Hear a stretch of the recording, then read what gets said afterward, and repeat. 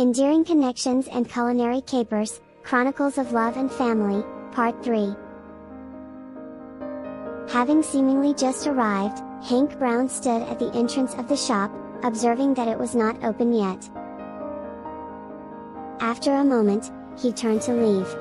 As he turned around, he noticed Liberty approaching on her e-bike, accompanied by her son. "Liberty!" Hank Brown called out, his voice carrying a mixture of surprise and eagerness. In the face of her ex-husband's sudden appearance, Liberty felt a fleeting impulse to turn around and flee. The remnants of her past marriage and the complexities of her relationship with Hank's family seemed to persistently resurface. Never before had Hank displayed such concern for her and their son, especially before their divorce. Sitting in the front of the e-bike, her little boy looked delighted at the sight of his father and gleefully exclaimed, "Daddy!" Despite her initial inclination, Liberty ultimately didn't turn away. She hadn't done anything wrong and had no reason to feel guilty. Hank descended the steps, awaiting her arrival. "Sonny," Liberty said as she parked the e-bike. Hank stepped forward, lifting his son from the child's seat. He smiled at Sonny and asked, "Did you miss Daddy?" "I did," Sonny replied, his face lighting up as he reciprocated his father's affection with a kiss on the cheek. Following this heartwarming exchange, Hank turned his attention to Liberty. "Were you busy today? I dropped by a couple of times, but your shop was closed." Hank had avoided calling Liberty directly, knowing her distaste for receiving his calls. Without a discernible expression, Liberty ascended the steps and confronted Hank, asking directly, "What brings you here? Are you still trying to convince me to transfer ownership of the shop to you? Or do you need to borrow money on behalf of your sister?" Hank, carrying his son, followed Liberty inside the shop once she unlocked the door. Observing the surroundings, he chose a spot to sit and said, "Your breakfast place opens the day after tomorrow, doesn't it?" Liberty's tone remained straightforward as she confronted Hank, saying, "Hank Brown, just be honest about your purpose here. If you're interested in my shop or if you're attempting to secure a loan for your sister, the exit is right there. Return to wherever you came from. If you're here to see Sonny, then take him shopping. He's nearly 3 years old, and you've never taken him shopping." Hank hastened to clarify, "Liberty, I'm not here to borrow money from you. Regardless of my sister's financial situation, I'm well aware that in the past, when I earned a decent income, my sister's financial needs weren't my concern. Since we were young, our parents drilled into us the idea that siblings are family for life and should support each other." He continued, "Now that I have no income, whatever savings I have left are reserved for my wedding expenses. I won't be lending any money to my sister if she comes seeking financial aid." Liberty responded with mockery, "How unexpected. Mr. Brown is displaying moments of clarity. I thought you would continue to facilitate your sister's requests. It appears Ms. Yates is indeed capable." Reflecting on her own actions, Liberty acknowledged that she had been overly accommodating. As a daughter-in-law and a wife, she believed it was her duty to learn from Jessica. Despite Jessica's role as a third party who successfully became the new lady of the house, she was assertive with Hank, able to employ tears, pouting, and victimhood to sway his favor in her. When it came to her overbearing mother-in-law and opportunistic sister-in-law, Jessica drew clear boundaries and refused to enable Chelsea's exploitative tendencies. Hank's face flushed slightly. He realized that he had indeed enabled his sister extensively in the past, leading to strains in his relationship with Liberty and eventually their divorce. "Jessica? She also has her own flaws. There are many aspects where she can't compare to you," Hank admitted, acknowledging his wife's virtues. Hank had only fully grasped Jessica's imperfections after living together. In any case, Let's not dwell on that. Liberty, I've arranged for flowers to celebrate the opening of your shop. Frustrated by the ongoing disputes between his wife and mother, Hank had sought refuge at Liberty's diner for a moment of respite. Gifting flowers to commemorate her shop's launch served as a plausible pretext for his visit. Liberty maintained an impassive demeanor as she addressed Hank. If your wife discovers that you've ordered flowers for me and decides to accuse me of trying to seduce her husband, that would indeed be quite amusing. If I were to seduce someone, I would undoubtedly choose a man who is superior and more remarkable than you. Why would I revisit discarded waste? Are there no better options available in the world? Flushed with embarrassment, Hank found himself at a loss. He was considered a lowlife. Given her personality, the possibility of rekindling a relationship with an ex was practically non-existent. He struggled to comprehend his mother and sister's intentions. They had mistreated Liberty in the past and now seemingly expected him to win her back. What did they take her for? A person who could be summoned and dismissed at will. Liberty, I admit my mistakes, but that's all history now. We can't be husband and wife anymore, but we can still be friends. For Sunny's sake, could you grant me some leniency? Hank pleaded. Observing her innocent and pure son, Liberty contemplated his situation. To this day, Sunny remained unaware of the reasons behind his parents' separation and why his father was no longer by his mother's side, but rather with another woman. Liberty recognized that her son was still young, and she hadn't yet explained to him the concept of divorce. When he was older and better equipped to understand, she intended to inform him that despite their altered relationship, she and Hank were still Sunny's parents. Her unwavering love for Sunny remained unchanged. As for Hank's potential transformation in the future, that remained uncertain. Jessica had not yet become pregnant, and Hank's family still regarded Sunny as a significant figure. Once Jessica gave birth to her own child, would the Browns still remember Sunny's significance? Liberty, would you like me to assist during your shop's opening? If you're concerned about Jessica's misconceptions, I can have my parents step in. While their capabilities are limited, they can help with clearing and washing dishes, as well as looking after Sunny. Hank grinned sheepishly before continuing, if you're open to compensating them with a small wage, feel free to do so. If not, that's perfectly fine too. They're Sunny's grandparents and family, and we should all support one another. Liberty promptly declined, stating, that won't be necessary. Saren and Mrs. Lane will be assisting. If not for Sunny, she would have minimal interaction with the Browns.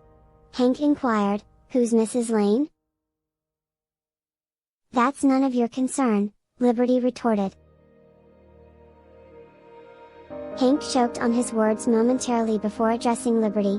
Liberty, we've known each other for over a decade and were once in love. Yes, I made a mistake that many men might make, and I'm not asking for your forgiveness. Nor am I seeking to reverse the path I chose.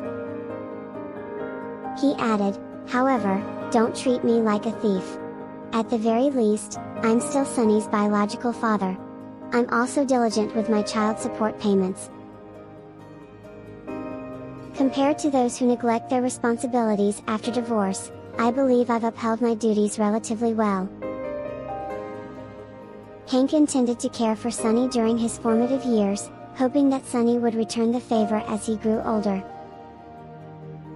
Mr. Brown, you are well aware that we're no longer husband and wife.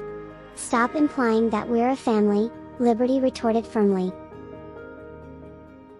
If your wife hears such talk, she might twist your ear and make you kneel on spikes. Since we're no longer connected, why should I share my affairs with you? Liberty didn't show Hank any leniency. She didn't want to disclose too much information either, aware that Hank was likely attempting to ascertain her potential advantages through her sister. He sought to mend their strained relationship and then brazenly request her to ask Zachary to release him from his predicament. Hank knew that the reason he remained unemployed, unable to secure new jobs, was due to Zachary's intervention. As long as Zachary withheld his consent, their job prospects would remain bleak. Hank couldn't reconcile himself with returning to his rural home to engage in farming. He had mentioned it once, only to be met with Jessica's vehement opposition. She had initially entered a relationship with him because of his city residence, stable job, substantial income, and the ability to take on side jobs for additional income. Neither Jessica nor Hank were willing, and deep down, they both understood that only by repairing their relationship with Liberty could they possibly elicit mercy from Zachary. Had he known earlier that Serenity was married to Mr. York, he would have made every effort to postpone his divorce from Liberty. This would have prevented Serenity from pushing him into a corner on behalf of her sister. Regrettably, these were all hindsight reflections. During that time, he had indeed suspected that Zachary was the Zachary York, but he couldn't fathom Serenity having the luck to marry into wealth. Thus, he dismissed the notion entirely. Who could have predicted that she truly had married the Zachary York? Hank found himself at a loss for words. "Mr. Brown, if there's nothing else, please leave," Liberty stated firmly. Holding on to his son, Hank remained seated, seemingly unwilling to depart. He explained, "I'd like to spend a little more time with Sonny. In the past, my work kept me occupied. Now that I'm temporarily unemployed, I can make up for lost time." Liberty inquired, "Don't you and Ms. Yates have a wedding to plan? And aren't there renovations to be made to your new house?" "Most of my money is managed by Jessica. I've entrusted her with these matters since she understands both our families' financial situations," Hank responded. He harbored no positive sentiment towards his in-laws. The dowry he provided had been somewhat modest, yet Jessica's parents had further asked him to purchase scooters for his two brothers-in-law. They claimed that the scooters need not be extravagant, just over $10,000 each would suffice. Procuring new scooters for both brothers-in-law would still amount to an expenditure of $20,000 to $30,000. Hank didn't see the point in negotiating further and informed Jessica that they had very limited funds left. He entrusted her to handle the situation as she saw fit. Jessica's heart was set on their own home, leaving her reluctant to allocate an additional $20,000 to $30,000 for her older brother's vehicles. She herself was still using Hank's old car. As a result, Jessica frequently returned to her parents' house to argue with her parents, brothers, and sisters-in-law every few days. Her parents would admonish her, labeling her as wasteful and accusing her of failing to leverage the Browns for benefits to support her own family. In response, Jessica would retort by asking how much money the Yateses had contributed and what advantages they had granted her sisters-in-law's families during her older brother's weddings. Her parents were left speechless by this argument. At the time, when their daughters-in-law entered their family, they provided only $6,600 to each family without covering any other expenses. Moreover, they had maintained control over their sons' bank accounts. Although they didn't provide additional funds, the dowry provided by Jessica's sisters-in-law was at tens of thousands of dollars. "Ms. Yates is indeed more resourceful than I was," Liberty conceded. Even she had to acknowledge that when it came to being a wife and daughter-in-law, Jessica was more adept than she had been. Reflecting on the past, Liberty realized that her enduring love for Hank had led her to endure mistreatment from her ex-mother-in-law and ex-sister-in-law. Had she confronted them assertively from the outset, their bullying may have been curtailed. The reason they could push her to such extremes was partially due to her own accommodation. Jessica's family isn't as good as Serenity's. Back then, Serenity not only helped with household chores and breakfast but also took care of Sunny. Previously, whenever I woke up, Serenity would have prepared breakfast for all three of us, and I only had to eat before going to work. Now, Jessica won't wake up early to make breakfast. Her family only knows how to ask for favors without offering help, Hank expressed with a hint of frustration. Liberty's anger surged upon hearing this. That's because you treated my sister like an unpaid housekeeper. Do you remember our argument last year? You said my sister was staying at your house for free, questioning the need to spend $2,000 to $3,000 a month on food. Now, you suddenly praise my sister? If it weren't for me, Saren would have moved out a long time ago. Do you think she enjoyed being an unpaid housekeeper? She did it all for my sake. As an elder sister, I was ineffective. I couldn't protect her and allowed you to belittle her and accuse her, forcing her into marriage just to escape. Back when we got married, we agreed that Saren could move in unless she got married. From another perspective, I should even thank you. Your hostility and accusations against Saren pushed her into marrying Zachary. You can take some credit for Saren's entrance into the York family. Hank was momentarily rendered speechless. Liberty, let's not dwell on old grievances, Hank chuckled, slightly embarrassed. That's all in the past. You started this first. If you want to spend more time with Sunny, take him out to play. There's a small park nearby. You can take Sunny there. I have work to attend to, and your presence here significantly affects my concentration and mood, Liberty stated bluntly.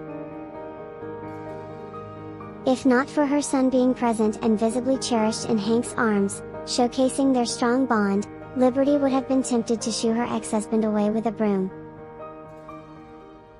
She believed that after the divorce, their paths would diverge, their relationship ending definitively with no further contact. However, Hank's family had surprisingly come to view her in a positive light, seeking intermittent contact that disrupted her life. Yet, due to Sunny, she couldn't afford to be too dismissive. Go to the park?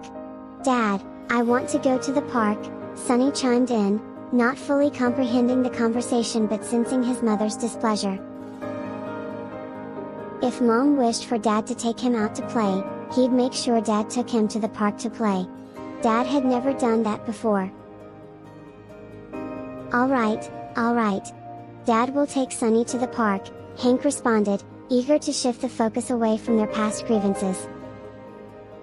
Now, Hank was grateful that he had heeded Jessica's advice and entrusted Sunny's custody to Liberty. This arrangement enabled him to use Sunny as a reason to visit Liberty frequently. However, every time he encountered Liberty, he felt a pang of unease.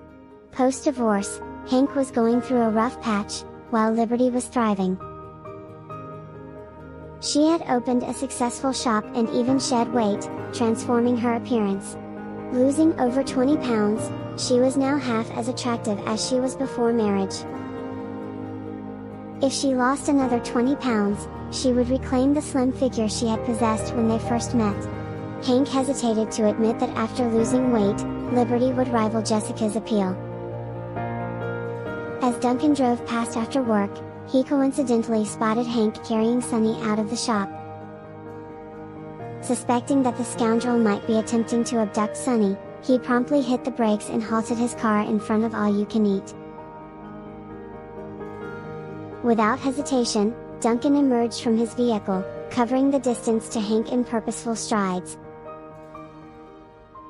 Before Hank could react, Duncan took Sunny from his arms and even delivered a swift kick to Hank, causing him to stumble backward a few steps and land awkwardly on the steps.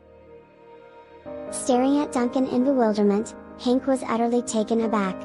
What on earth was Louis doing? He had taken his son and then proceeded to give him a kick. Clear off. If you dare come near Sunny again or trouble Liberty in any way, you won't be able to walk when I'm through with you. Duncan's voice was brimming with determination. Hank was rendered speechless by the unexpected turn of events. "Dad?" Sonny protested, attempting to free himself from Duncan's grasp. Slowly regaining his footing, Hank hurriedly clarified, "Mr. Lewis, you've misunderstood me. I'm not here to kidnap Sonny. I simply came to see Sonny.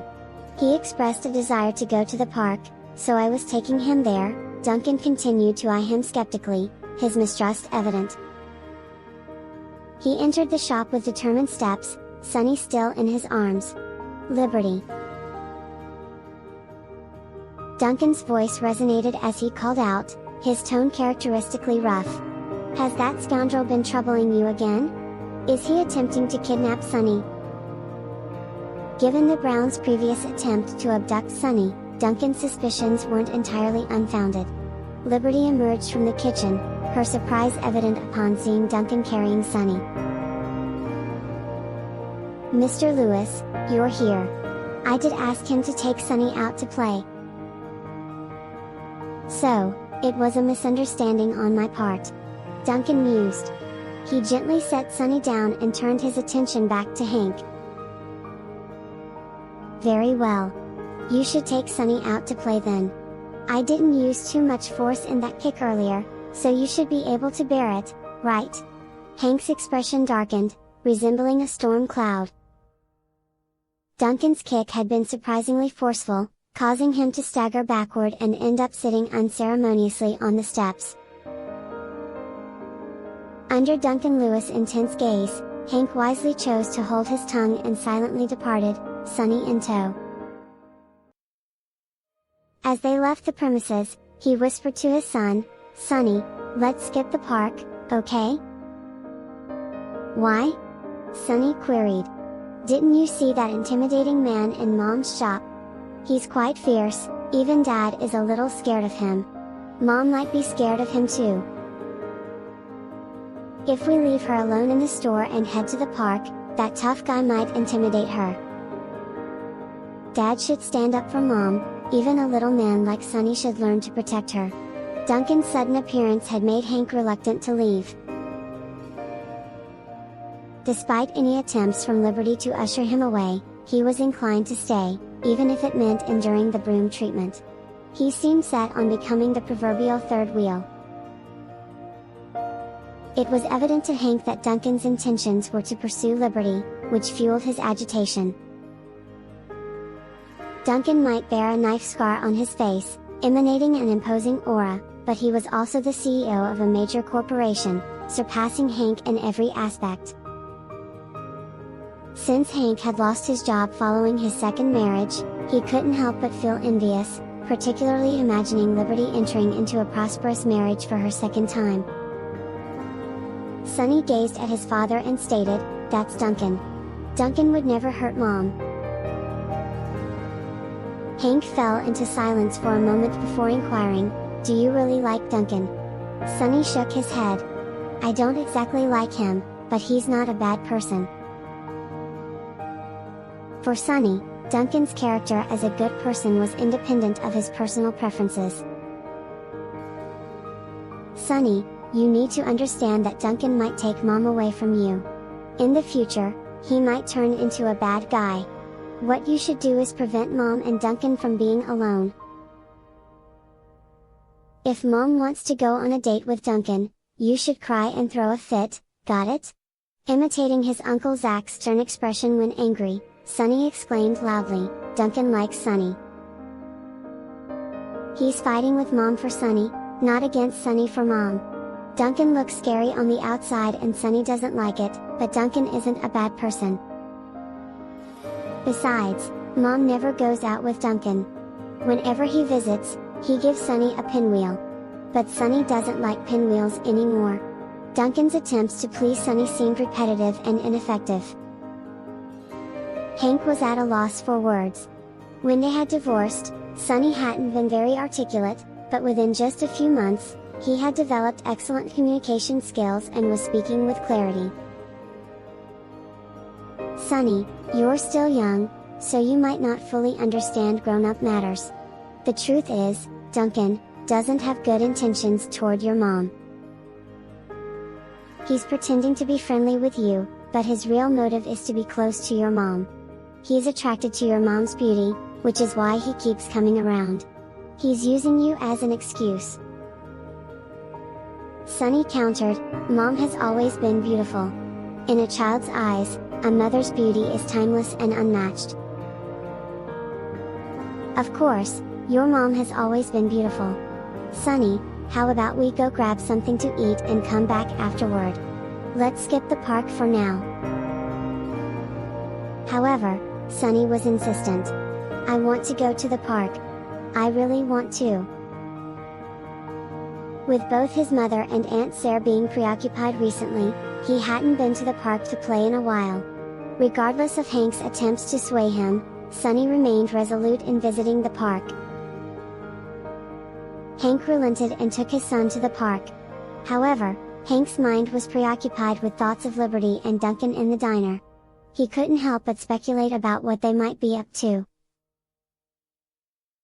Internally, Hank ridiculed Duncan, believing he had a poor taste for being attracted to a divorcee like Liberty, who, in his eyes, was overweight.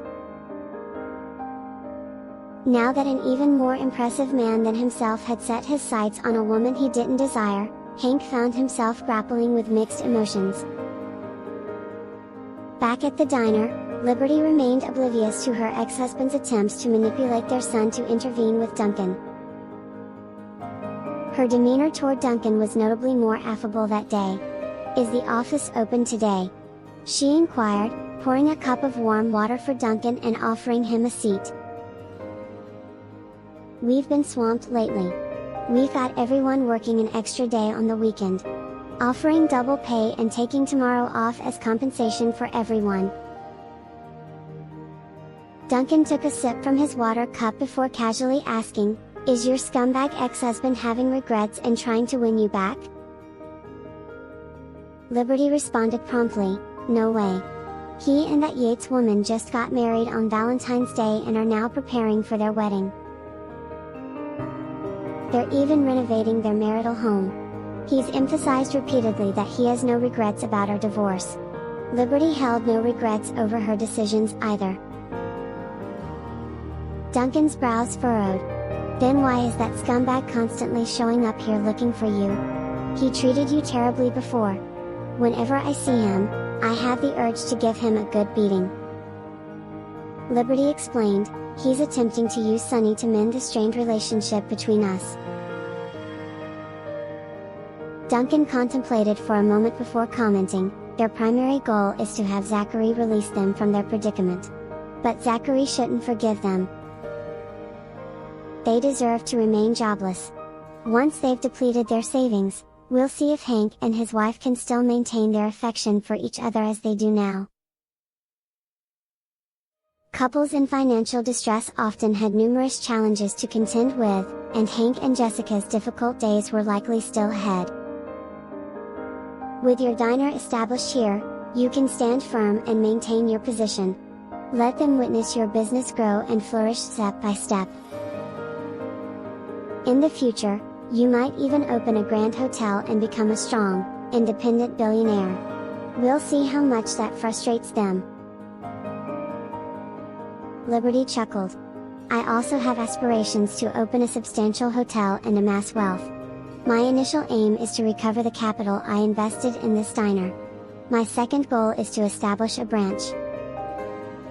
Her life objective revolved around progressively expanding her business and potentially entering the food and beverage industry.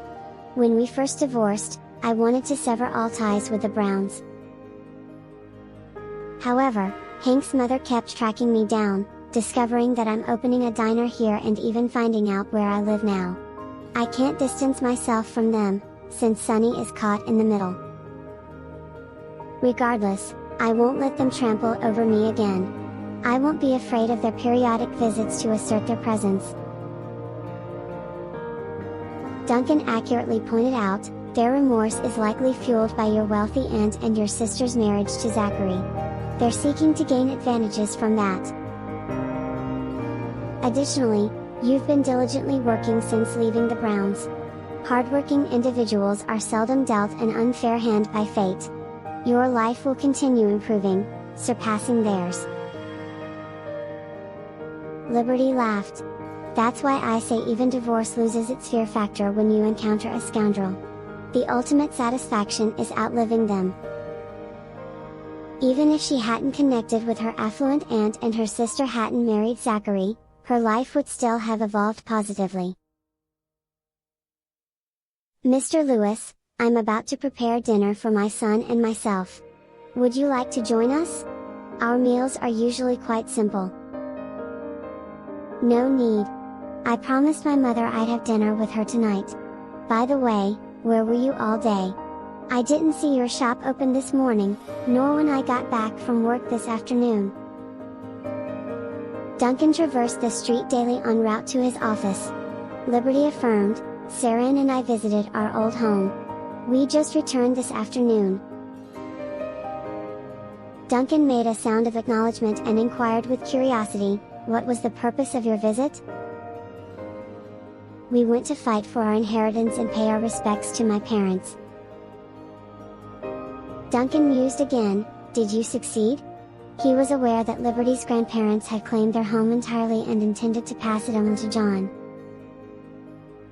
Liberty paused briefly before responding, we'll take the matter to court. They won't willingly return the house to us. Thinking of the Hunt's recent attempts to extract money from Zachary, even threatening his marriage with Serenity, Duncan commented, those shameless people won't easily give it back. Don't show them any consideration. Pursue legal action and settle the matter through the courts. If you need legal assistance, let me know. I have a legal advisor. Though Liberty didn't require Duncan's aid, she thanked him still. Duncan was well aware that Liberty had substantial support from the Stone and York families and thus didn't require his assistance. After a brief silence, he spoke, well then, carry on with your plans. I should head back before my mother calls me again. Sure. Drive safely, Mr. Lewis. Liberty accompanied Duncan to the exit of her shop. As Duncan glanced at Hank's car, he inquired, that's your ex-husband's vehicle, right? Observing the car that Hank had emerged from, Liberty responded, yes, that's his new car. I saw him getting out of it. Hank had evidently made changes to his life, including his wife and his vehicle. Duncan felt the urge to puncture Hank's tires but reconsidered. If he did that, Hank might be stuck for a while and end up dining at Liberty's diner. With this in mind, Duncan dismissed the idea. In the future, if that family tries to harass you again, give me a call. I'll arrange for someone to come and assist you. Since I work nearby and all the businesses here rent stores from me, I'm just looking out for my tenants. Duncan's offer sounded genuine. Liberty smiled and expressed her gratitude, thank you, Mr. Lewis. Since you last sent your people to help me deal with Mrs. Brown and her daughter, they haven't bothered me in the past few days. It seemed that Hank's troublesome older sister had likely been sent back home by her own brother. After waving Duncan goodbye as he drove off, Liberty returned to her diner. Meanwhile, when Duncan reached the Lewis family estate, he noticed an unfamiliar car parked there. As he stepped out of his vehicle, he asked the employee who came to greet him, whose car is that? It belongs to Miss Harmon. Duncan's brow furrowed. Did he know anyone by the surname Harmon among his acquaintances? The employee explained, she's a friend of Madam's. She's from Belleville and is in Wilkespoon for some business. When Madam learned of it, she invited her over to stay. Duncan felt his guard go up. Was his mother attempting to set him up again? Any young woman from a wealthy family seemed to catch his mother's matchmaking attention. Despite this, Duncan didn't say anything and headed towards the main building with determined strides. Upon entering the house, he heard his mother's laughter ringing out. Duncan's back. Mrs. Lewis seemed to be amused by Lily Harmon. Upon seeing her son, she beckoned him over. As Duncan approached, Lily greeted him with a smile. "Hi, Duncan. It's been a while." Duncan appeared puzzled as he asked, "Have we met before?" Still smiling, Lily replied, "We met once 20 years ago. You might not remember." Lily was the daughter of Mrs. Lewis's old friend and classmate. While they didn't meet frequently, they maintained their connection over the years. Duncan acknowledged with a hum. He barely retained any memory of Mrs. Harmon, let alone her daughter. Their single encounter took place 20 years ago when Duncan was just 16, during his rebellious phase. "Duncan, this is Fran's daughter, Lily. You don't remember?" Mrs. Lewis clarified. Duncan's response was a nonchalant hum. His memory of Mrs. Harmon was fuzzy. Their encounter had occurred 2 decades ago. How could he have distinct memories of a young girl from that time? "Lily's in Wiltspoon for some business. I invited Lily to stay and enjoy herself. She's not familiar with the area, so tomorrow, you can take her around and help her get acquainted with Wiltspoon. Whenever Lily needs assistance, you should lend a hand too. Fran and I have maintained a close friendship for many years. Although we haven't met in about 2 decades, we've stayed in touch," Mrs. Lewis suggested, her intentions to matchmake Duncan and Lily becoming quite apparent. Lily's gaze towards Duncan held no trace of fear. To her, while the scar on Duncan's face might be intimidating, a simple cosmetic procedure could easily erase it and restore his handsome looks. When viewing the unscarred side of his face, he was exceptionally attractive. Who hadn't been a bit impulsive during their youth? Lily herself had even gotten a tattoo in the past. "Mom, my schedule is packed," Duncan stated matter-of-factly. "If Miss Harmon requires assistance, I'll gladly offer it, but I don't have the time to give her a tour. You can accompany Miss Harmon and help her get familiar with the area." Duncan then turned his gaze to Lily and added apologetically, "I genuinely am swamped, Miss Harmon." "Isn't tomorrow a Sunday? Don't you have a day off?" Lily inquired. Duncan fibbed, "Zachary invited me over for a barbecue at his place tomorrow." "Then you can take Lily along. People of the same age usually find things to discuss. Besides, I'm old, so there's a generation gap between us." Duncan maintained his impassive expression, stating, "We're going to Wildridge Manor. Don't you know Zachary's temperament? Guests are prohibited from bringing young women without his approval." Mrs. Lewis found herself at a loss for words. Could Zachary still be so strict when he was already married? Mrs. Lewis suspected her son might be using Zachary as an excuse. "It's all right, Mrs. Lewis. I'm content with your company. Duncan, feel free to stick with your plans." Lily subtly tugged on Mrs. Lewis's clothing to signal her to stop pressuring Duncan. "Mom, can we eat?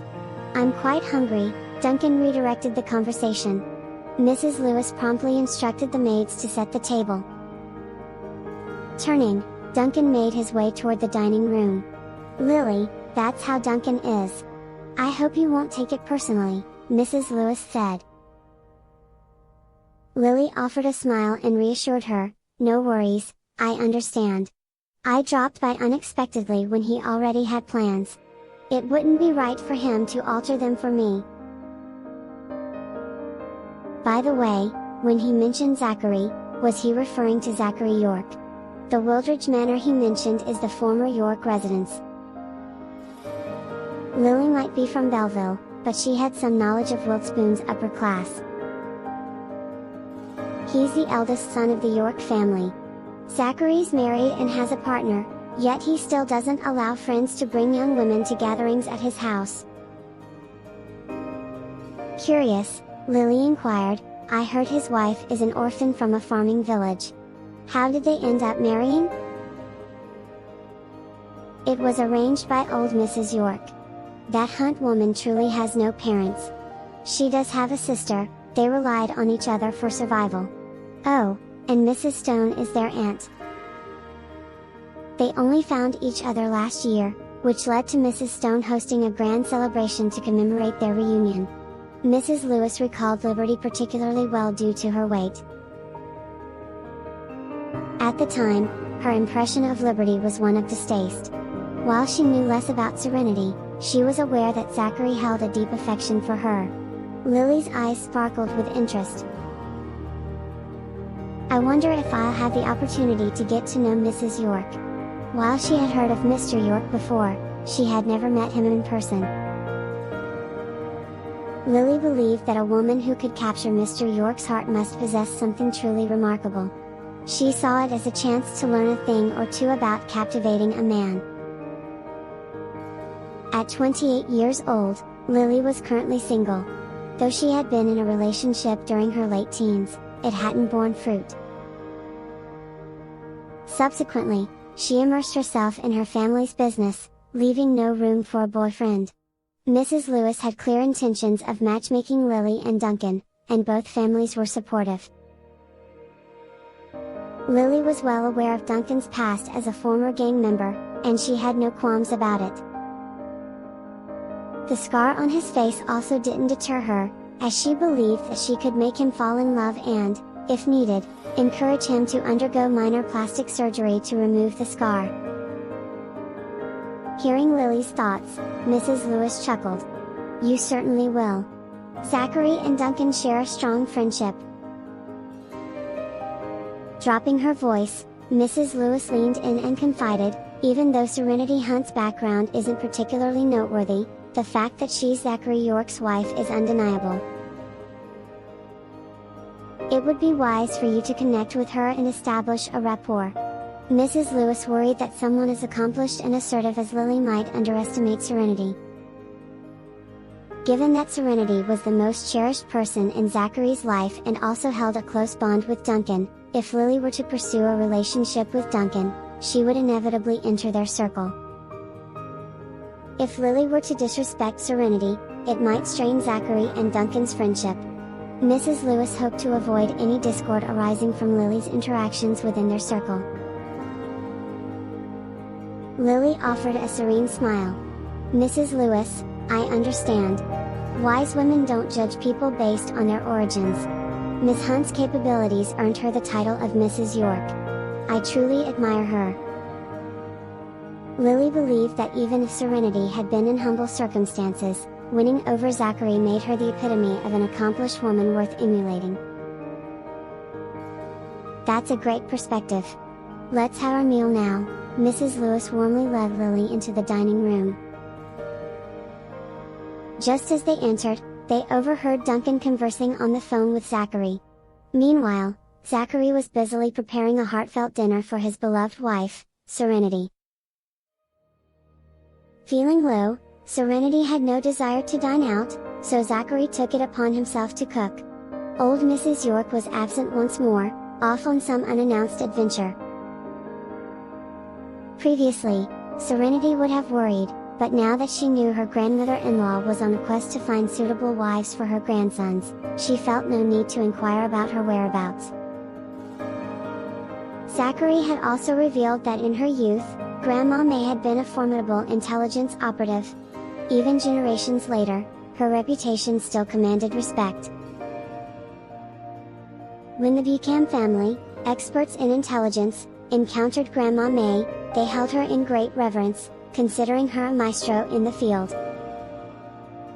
Serenity remained seated on a swing, quietly observing the sky's transformation from day to night. A ringing phone interrupted the scene.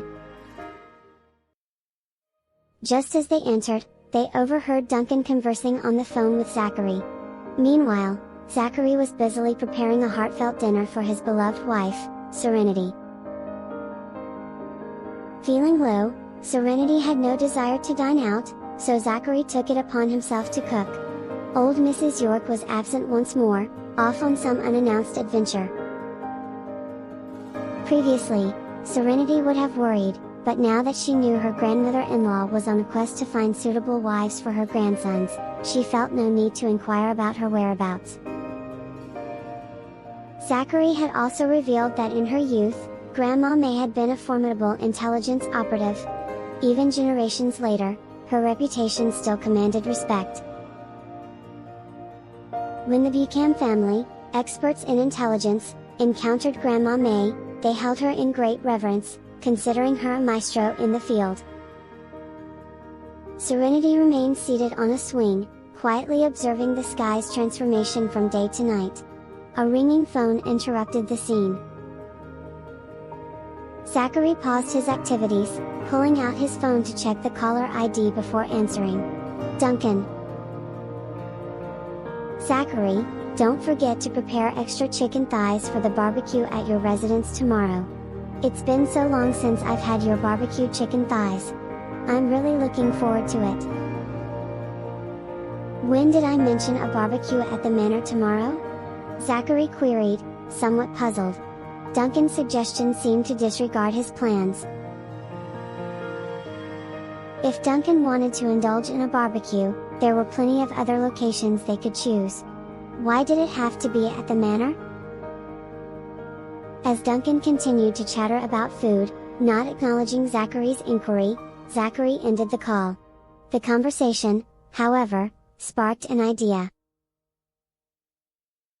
Tomorrow was Sunday, a day off from work, and a thought crossed his mind. He had never brought Serenity to the manor before, and Duncan's proposal suddenly seemed like a good idea. He could invite some friends over for a barbecue. The manor indeed had an area specifically designed for such occasions. In fact, the idea of spending quality time with Serenity at the manor lifted his spirits. Perhaps a change of scenery and some relaxation would help alleviate Serenity's somber mood. With the plan brewing in his thoughts, Zachary sent a text to Duncan. Understood. Ask Josh to come as well, and tell him to bring Julian along if he's available. Upon receiving Duncan's response, Duncan breathed a sigh of relief. He had narrowly averted exposing his true intentions. Nonetheless, even if Zachary hadn't picked up on the hint, Duncan had resolved to seek him out the next day and stick by his side throughout the day. Duncan readily agreed to Zachary's suggestion. After sending the text, Zachary left the kitchen and made his way to the balcony. Serenity was there, and she inquired, "Is dinner ready?" Zachary offered reassurance, "Almost.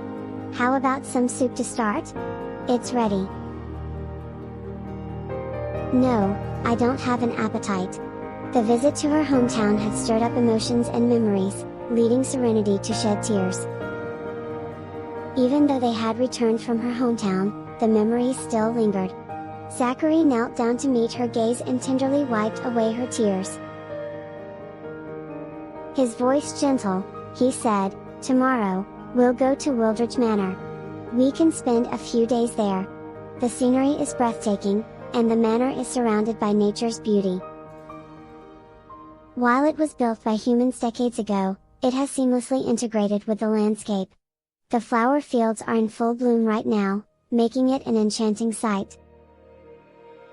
Duncan mentioned a barbecue, so I've invited Josh and his cousin as well.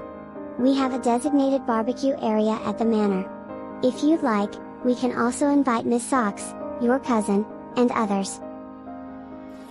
Remembering that Liberty's Diner would officially open the day after tomorrow, Zachary considered that she might be too preoccupied to join them for the barbecue. He continued, "Tomorrow morning, we'll pick up Sunny first. Then we'll head back and ask Mrs. Lane and Jim to assist Liberty. That way, she won't be overwhelmed." Serenity gazed at Zachary, absorbing his arrangements. "What do you think, Saren? It's up to you. If this plan isn't to your liking, we can always adjust it." Moved by his dedication and thoughtfulness, Serenity hugged him tightly and expressed her gratitude. "Thank you, Zachary. I'm so glad to have you." In the face of challenges, he refused to give up on her. When she felt down, he made every effort to uplift her spirits. This man had made significant changes for her sake. Zachary embraced her warmly, reciprocating her hug before gently pulling away. He spoke with sincerity, "We're in this together as husband and wife, supporting each other. When I'm unwell, you care for me. When you're feeling low, I'll be there to cheer you up." Taking her hand and intertwining their fingers, their connection symbolized their unity. "When my sister's diner opens in 2 days, I'll definitely be there to help. Let's stay at the manor overnight and return first thing in the morning on the opening day." Serenity had long discerned that the Yorks weren't residing at Whitmore Mansion, their location during the New Year holidays. They had seemingly moved back to deceive her after tidying up the place. Maintaining falsehoods required effort. Zachary responded affectionately, "Sure thing. After all, it's our home. We can return whenever we want and stay as long as we wish." As Serenity began to remove the apron from him, she suggested, "I'll go prepare dinner." "No need. I just have 2 more dishes to finish, and I'm done. Sit here and enjoy the blossoms while I wrap up." Zachary stopped her, preventing her entry into the kitchen. Serenity, in response, leaned in and planted a kiss on his cheek. Zachary felt a surge of happiness in his heart as he returned to the kitchen, continuing to cook with a sense of elation. "Babe," Serenity addressed him by the endearing term he liked. She didn't mind indulging him in such moments at home. "You invited Josh and Mr. Lewis to the barbecue. How about inviting Mr. Johnson too? I'll also invite Jasmine and Elisa. I'll check with Liberty if she'd like to join as well." Zachary's voice filtered from the kitchen, "Sounds good. I'll call Mr. Johnson shortly and invite him to the barbecue tomorrow." Before making that call, Serenity dialed her sister's number. Upon Liberty answering, Serenity inquired, "Liberty, have you had dinner?" "I'm having dinner now. I'm still at the shop." "I knew you'd still be working at the shop." Returning from their hometown earlier that afternoon, it was clear Liberty wouldn't let those few hours go to waste, being her diligent self. Liberty chuckled, saying, "Have you and Zachary eaten?" "He's cooking at the moment. Liberty, we're going to his family's estate tomorrow. He's planned a barbecue with a few friends. Would you like to come along with Sunny?"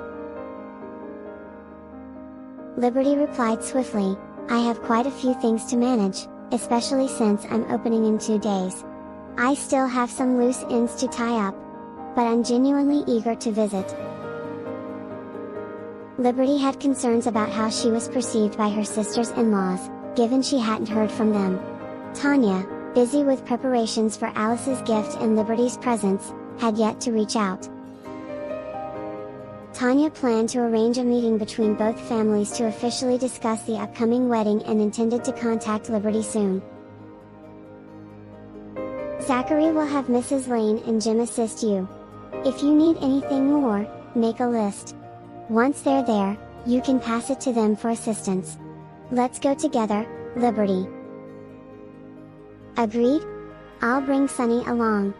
Though she couldn't leave the store unattended, visiting the Yorks family home on behalf of her late parents held greater significance for Liberty. With her brother-in-law's assistance, she could entrust the store to Mrs. Lane and Jim, allowing her to bring her son along. "Saren, Sunny wants to speak with you."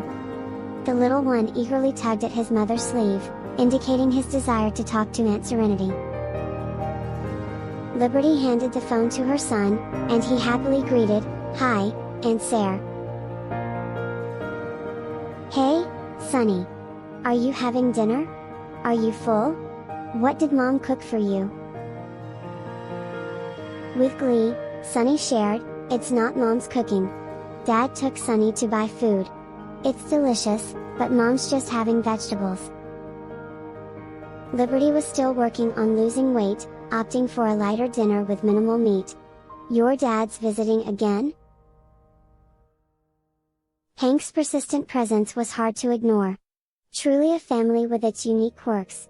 Dad took Sunny to the park. Curious, Serenity asked, "Has Dad left already?" "Dad's already gone. He said he'll come again tomorrow to take me out to play. I want to go to the zoo, and Dad promised to take me there. Aunt Sarah, would you like to join us at the zoo tomorrow?" After spending some joyful time at the park with Hank, Sunny's thoughts revolved solely around his father. He spoke about him with great excitement. Amid laughter, Serenity replied, "Tomorrow, Aunt Sarah's going to a barbecue, and your mom is going too. Would you like to come along to the barbecue, Sunny?" Without hesitation, Sunny responded, "I want to go. Then I won't go to the zoo with Dad anymore." The aunt and nephew continued their cheerful exchange of questions and answers. Only after a lengthy conversation did Serenity finally end the call. She then proceeded to contact Jasmine and Elisa, inviting them to join her on a road trip to Wildridge Manor the following day. Wildridge Manor was known for its captivating beauty, making it a sought-after destination. However, invitations to the manor were not extended to just anyone. "Honey, it's time to eat," Zachary's voice called out from the balcony. He emerged from the kitchen, carrying the last 2 dishes to place on the dining table. Serenity quickly concluded her call with Elisa and responded to Zachary, turning to re-enter the living area. Making her way to the dining table, she noticed her favorite fresh prawns on the menu for the evening. She picked one up and savored it. "You've peeled the prawns?" "Yes, it took a little effort." As she reached for another dish, Zachary playfully swatted her hand. "You're a grown-up now, but you're still using your hands to eat." Serenity chuckled, but then picked up another prawn and popped it into her mouth. She then proceeded to the kitchen to fetch utensils and plates. Just as the couple was about to sit down for their meal, they heard the door open. Nana had returned. Scenting the delectable aroma, she entered the house and inquired, "Having dinner? Who's the chef? It smells absolutely divine." Naturally, the old lady ventured into the kitchen, emerging with utensils and tableware. "I've arrived just in time for a delightful meal." "Nana," Serenity gestured to a chair and served the old lady some soup. Meanwhile, Zachary assisted in serving Grandma May some couscous, well aware of the right portion to scoop. "You were out all day. Where did you disappear to, Ooh?" Both Zachary and Serenity displayed filial concern, greatly pleasing the old woman. With a hint of humor, she replied, "Zach, do avoid using disappear. I was busy with important matters." Zachary grabbed a piece of salmon and checked for bones before placing it on Grandma May's plate. "What important matters could you possibly be engaged in? Aren't you just scheming ways to ensnare precious daughters from other families into marrying your not-so-wise grandsons?" Without holding back, she retorted to Zachary, "And wasn't it my efforts that led to you marrying Serenity? It's such a burden to have so many foolish grandsons, each one more foolish than the next. They're completely clueless when it comes to women. Do you have any idea how hard it is to find good matches for you all?" The laughter finally erupted from Serenity. Only Grandma May could respond to Zachary in such a manner. Despite the York sons being prominent individuals, in their grandmother's eyes, their wisdom vanished when it came to relationships, outdoing their own foolishness one after another. "Nana, are you trying to make me laugh until I give you my flowers?" Serenity said through her laughter. Grandma May joined in the laughter and patted Serenity's back. She smiled and said, "Take it easy, my dear. Don't strain your stomach from laughing." Zachary cast an exasperated glance at the two women. Once Serenity's laughter subsided, he urged, "Honey, have some soup first." Sighing in relief, Serenity replied, "Thank goodness I wasn't drinking soup earlier. Otherwise, I might have spat it out." "Let's eat," Zachary suggested. Amidst her chuckles, Grandma May dished out a portion of a dish she favored. After tasting it, she wrinkled her brow and remarked, "Seren, these weren't cooked by you, were they? They taste a bit different from before." "Is it unpleasant?" Zachary inquired. "If you find it unappetizing, I could call Kevin right now and have him pick you up to indulge in hotel delicacies." "Since you're not enjoying my home-cooked food, maybe you'd prefer that," retorted Grandma May in a spirited tone. Incredibly sassy. "It must be Zachary's cooking," Grandma May stated matter-of-factly, continuing to dine as if nothing had occurred. She advised Serenity, "Seren, Zach's culinary skills haven't progressed. Let him practice more. Have him cook on weekends and prepare all your meals. With more practice, his cooking might improve." Zachary's countenance darkened. "Nana, you're simultaneously insulting me and enjoying my food. Back then, you rarely cooked. If not for Seren's influence, I wouldn't have the opportunity to taste your dishes. I should make the most of it. While they might not be gourmet, they're still palatable. I won't keel over, at least." Zachary was rendered speechless. "Nana, we're having a barbecue tomorrow," Serenity interjected to shift the conversation away from their playful bickering. "You youngsters go ahead. I'm just a bag of old bones with few teeth. How could I manage a barbecue?" Grandma May declined. Her mind was occupied with scouting a suitable match for Dylan York. Although she hadn't pinpointed anyone yet. Alas, her numerous not-so-shrewd grandsons were causing her wedding-related concerns. "We're heading to Wildridge Manor for the barbecue," Zachary added. "Liberty will be there too." Grandma May nodded in agreement. "If Liberty is joining, then Nana will happily accompany you. Contact your parents to ensure they're ready. Although Liberty is young, she represents the senior generation of Seren's family." "Understood," Serenity acknowledged, her heart swelling with gratitude for her in-law's respect and recognition of her family. Since the upcoming gathering was essentially a parental meeting, Grandma May instructed Serenity to call Mrs. Stone and invite both her and her husband to attend. What started as Duncan's act of using Zachary as a shield unexpectedly transformed into an elder meetup between the Hunts and York's families. Although Liberty had met the York family before, she hadn't visited their true ancestral home. Hence, Grandma May attached significant importance to this occasion. She made a special effort to reach out to Liam and Tanya, ensuring they were adequately prepared. Grandma May even sent notifications in the family group chat, making it clear that all members currently in Wiltspoon were expected to gather at Wildridge Manor tomorrow. After dinner, Grandma May encouraged the young couple to take a stroll outside. Complaining, Zachary protested, "The wind is too fierce out there." Unimpressed, Grandma May shot him a look. "Don't you know how to dress warmly? Regardless of how strong the wind is, can it carry you away if you're heavy enough?" Zachary found himself momentarily speechless. Was he sufficiently weighty? Had he gained weight? Unlikely. Seren had mentioned he'd lost weight, which tugged at her heartstrings. Serenity's compassion for Zachary grew when he lost weight and began experiencing gastric problems again.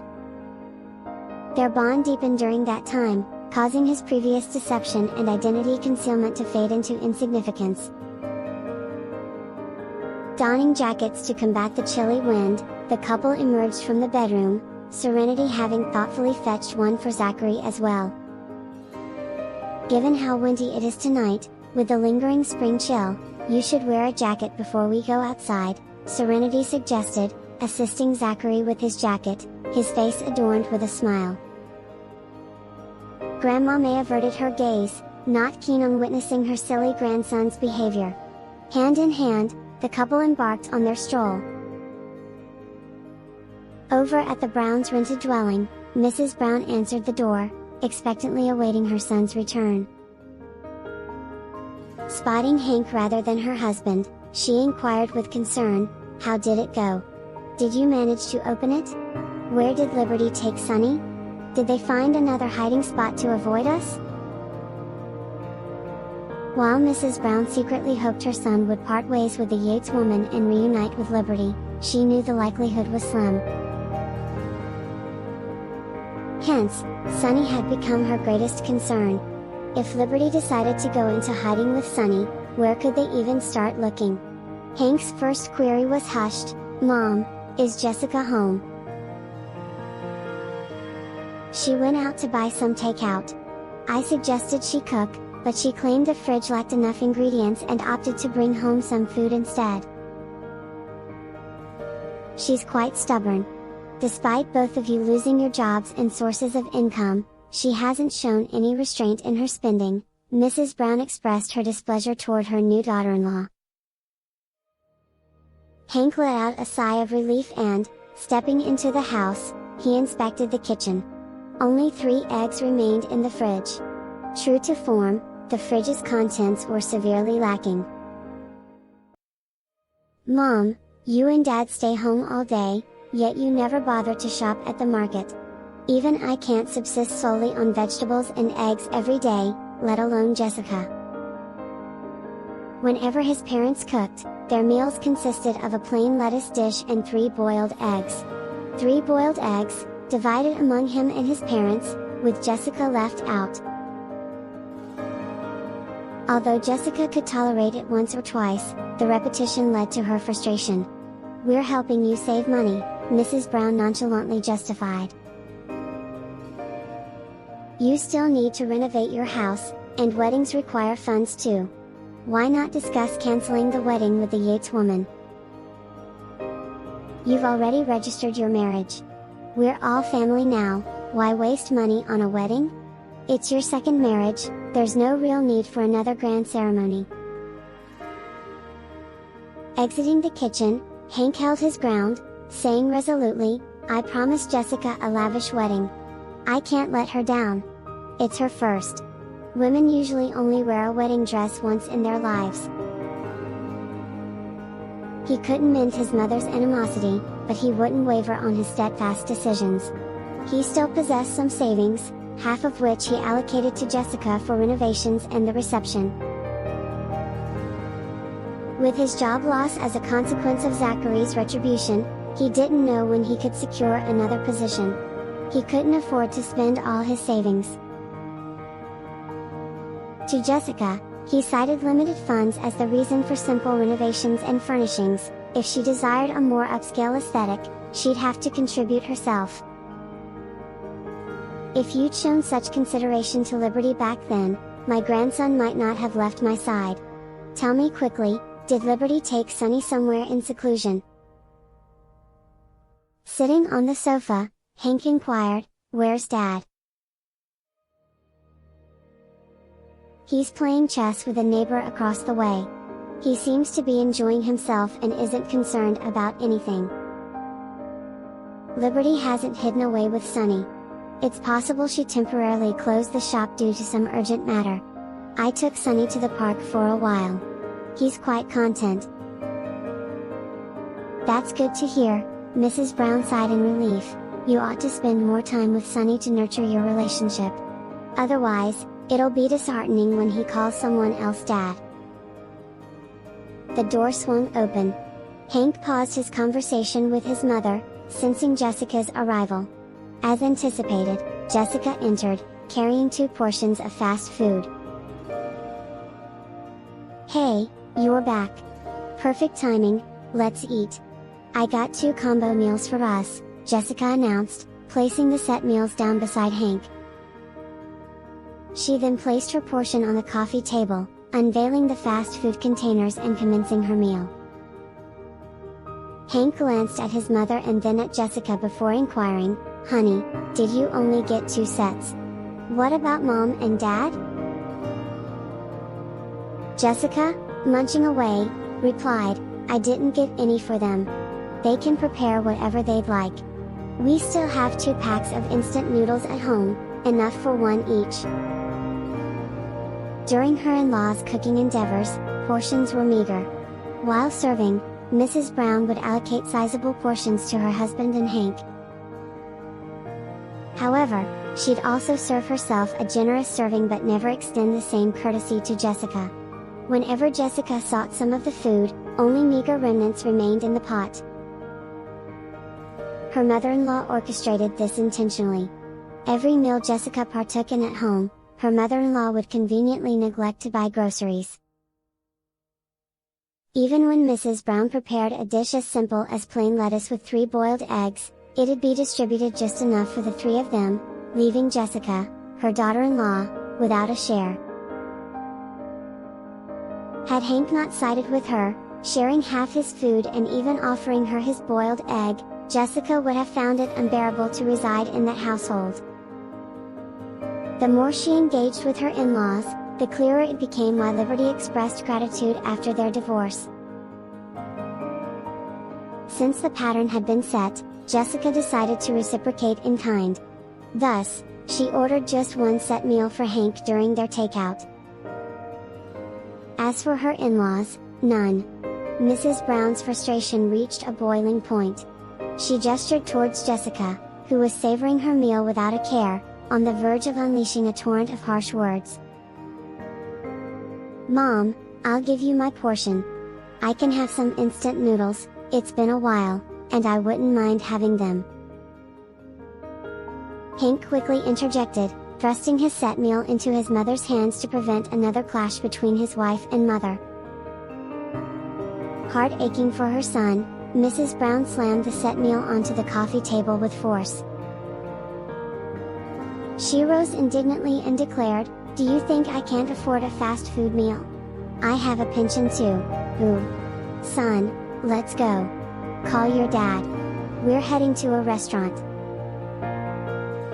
Jessica's gaze shifted to Hank, and he promptly sided with his wife. He addressed his mother, "Mom, you go with Dad." Mrs. Brown's vexation surged once more, but she stormed off, leaving in a huff. A temporary truce was declared in the family skirmish. The following morning, Duncan sprang from his bed, his nerves on edge. Swiftly donning his attire and bypassing breakfast, he departed the house after a cursory wash. His primary concern was evading the potential imposition of Lily by his mother, forcing him into unwelcome companionship. When dealing with a mother whose ceaseless refrain was his marriage, he found escape to be his most prudent strategy. In all honesty, Duncan empathized with his mother's perspective. After all, he was not 26 but 36 years old. With his eldest nephew on the brink of matrimony, Duncan, the youngest uncle, remained girlfriend-less. His mother's concern was thus well-founded. In the early morning light, Duncan sought refuge in Brenfield, summoning Zachary upon his arrival at the neighborhood's entrance. "Go away." Zachary's retort was curt and direct, delivered from the confines of his bed, where he held his wife.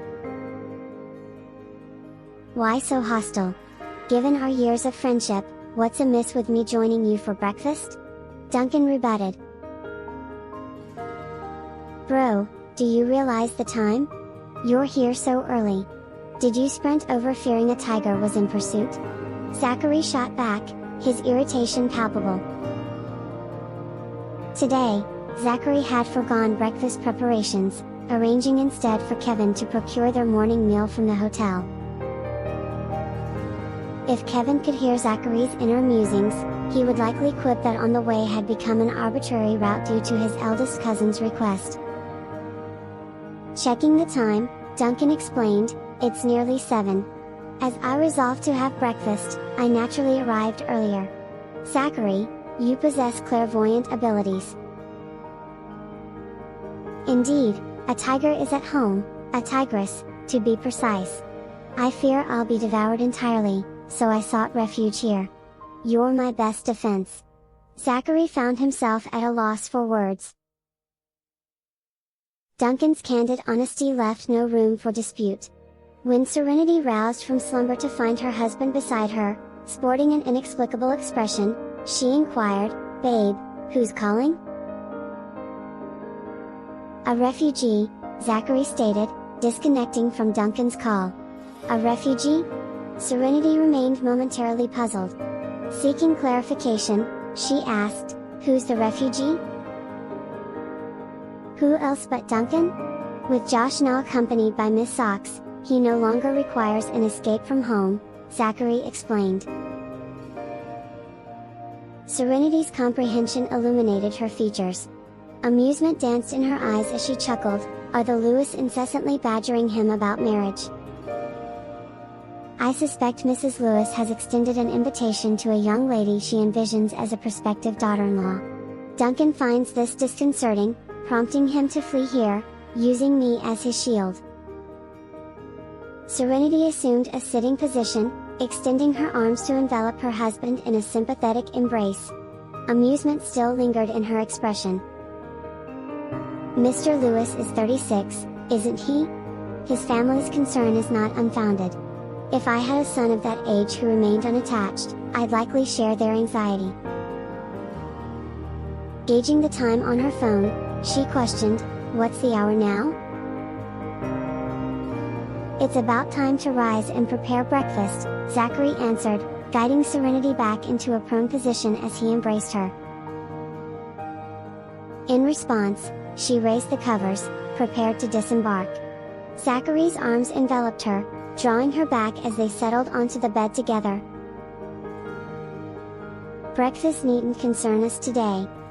I've arranged for Kevin to deliver several portions when he stops by on his way to the manor." "When did you make that arrangement?" "During your slumber." Basking in their togetherness, Zachary tightened his embrace. "Let's linger for a while. Resting here, even without sleep, brings me immense contentment." Serenity playfully swatted his exuberant hands aside. "Liar? It would be stranger if I believed you. A man's words in bed can't be trusted." "It's about time to rise and prepare breakfast," Zachary answered, guiding Serenity back into a prone position as he embraced her. In response, she raised the covers, prepared to disembark. Zachary's arms enveloped her, drawing her back as they settled onto the bed together. "Breakfast needn't concern us today. I've arranged for Kevin to deliver several portions when he stops by on his way to the manor." "When did you make that arrangement?" "During your slumber." Basking in their togetherness, Zachary tightened his embrace. "Let's linger for a while. Resting here, even without sleep, brings me immense contentment." Serenity playfully swatted his exuberant hands aside. "Liar? It would be stranger if I believed you. A man's words in bed can't be trusted." "Mr. Lewis has arrived. You better get up and go outside to bring him in," Serenity directed, emerging from the bed. Zachary tried to pull her back onto the bed, but she adeptly evaded his grasp. As she headed toward her wardrobe to retrieve clothes, he reasoned, "I didn't invite him. He decided to come. Once Kevin's here, we can ask Jim to guide them both in, saving him the trip twice." Serenity picked out her clothes and a suit for Zachary. "You are on leave, but you still need to look presentable." "I'm off duty. I'm not putting on a suit," Zachary protested. Serenity turned to him, swapping the suit for an alternative outfit. She then retreated to the bathroom for a quick change. Zachary's voice trailed after her, saying, "Honey, we're a long married couple. There's no need to feel awkward about changing in the same room." Serenity didn't dignify his statement with a response. In private, his flirtatious and suggestive remarks had become increasingly daring. Certain things seemed inherent to men, needing no instruction to comprehend. Upon her exit from the bathroom, Zachary remained shirtless on the bed. As she entered the room, he spread his arms and wore a beguiling smile. "Honey, how about a hug?" Serenity was taken aback, momentarily speechless. Snatching the shirt from his hands, she propelled him upright and helped him don it. Sternly, she said, "If you catch a cold because you're shirtless, I'll make you endure daily shots. Don't be foolish and risk your health." Zachary's smile faltered, and he protested, "Honey, am I not attractive at all? You're completely unmoved. Aren't you even curious about my physique? We've been married for a while. I'm well acquainted with your body's contours. Wait for summer. There's no sense in displaying it now. If you fall sick, that'll just ruin your cool image." After fastening his shirt, Serenity leaned closer and whispered in his ear. Though her words remained a mystery, a certain Mr. York responded with a joyous embrace. Following the intimate moment, he reverted to his composed, gentlemanly demeanor. "Honey, are you deceiving me with sweet words?" All right, I'm a deceiver if I'm not telling the truth. But remember, one doesn't turn into a rotten egg simply from lying. You're still perfectly human despite months of fibbing to me." Zachary's words faltered, overcome with guilt. After a leisurely 10 minutes, the couple emerged from their bedroom. Grandma May was already awake, engaged in yoga on the balcony. In a hushed tone, Serenity inquired, "Nana practices yoga?" "She's often out and about. Sometimes, she mingles with peers at the park and picks up a few things," Zachary replied. Grandma May's hearing was sharp, and she responded to her grandson. "I frequent the park to boast about my 9 grandsons. Except for my youngest 2 still in school, the rest are all exceptional. They're handsome, affluent, filial, and devoted." Zachary was rendered speechless. Could one really say Grandma May was bragging? "Your praises fall on deaf ears, yet criticism resounds clearly," Grandma May interjected. "When I'm being praised, my hearing is poor, and I yearn for your compliments. But when you chastise me, my hearing sharpens, ensuring nothing escapes me." Zachary pursed his lips. Engaging in verbal sparring with Grandma May was futile. Yielding to the wisdom of elders was the better path, than respecting them while caring for the young. As she entered the room, Grandma May inquired, "Zach, are you not preparing breakfast today? I hope to take advantage of Serenity's culinary skills and savor your cooking once more." Thanks for watching. Please subscribe to my YouTube channels, The Voice channel, and watch my original creations, as well as my new channel La Novela de Voz showcasing the forbidden love story. Please don't forget to hit all from the notification bell, so you will get notified whenever a new video is uploaded. Thank you.